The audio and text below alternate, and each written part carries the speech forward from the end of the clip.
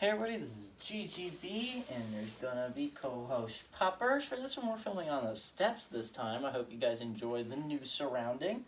But 11:30, we got the Mayo Bowl. UNC is gonna be playing their Carolina rival in South Carolina Gamecocks on ESPN. UNC's favored by 10 points, I believe. Sam Howell, this year, he was supposed to be a first-round draft pick. Unfortunately, he didn't live up to quite the hype, but he did go have a solid year. He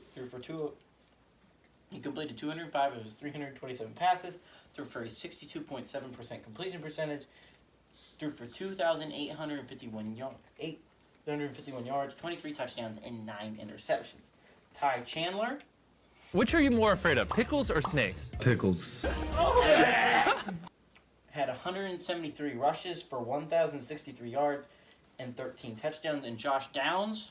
Always there to tell you about a new disease, a car accident or killer bees. You beg her to spare you, Debbie, please, but you can't stop Debbie Downer. Had 98 catches for 1,273 yards and 8 touchdowns.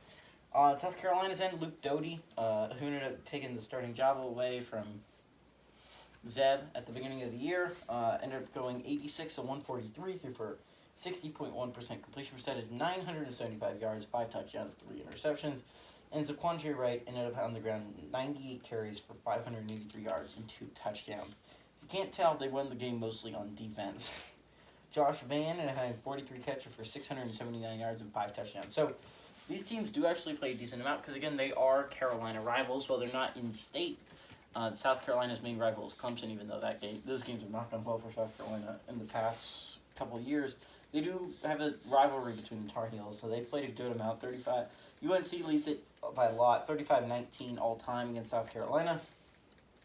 Last game went to UNC, but South Carolina was coming back in the series. They had won 6 out of the last 8.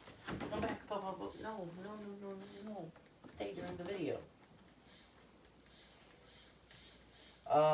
Anyways, I like UNC in this matchup. I think the Tar Heels are a much better team. Plus, I like the idea of the SEC starting out 0-5, and everyone's surprised, like, oh, the SEC started out 0-5.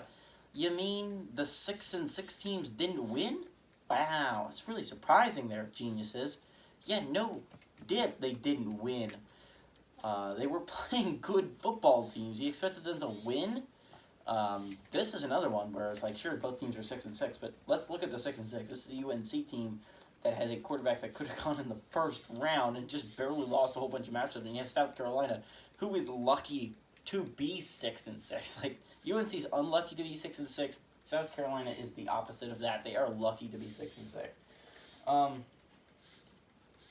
just like the Tar Heels here. I like the idea of the SEC starting out 0-5, and I think that's what happens here. I think Mac Brown's going to be taking the Mayo bath.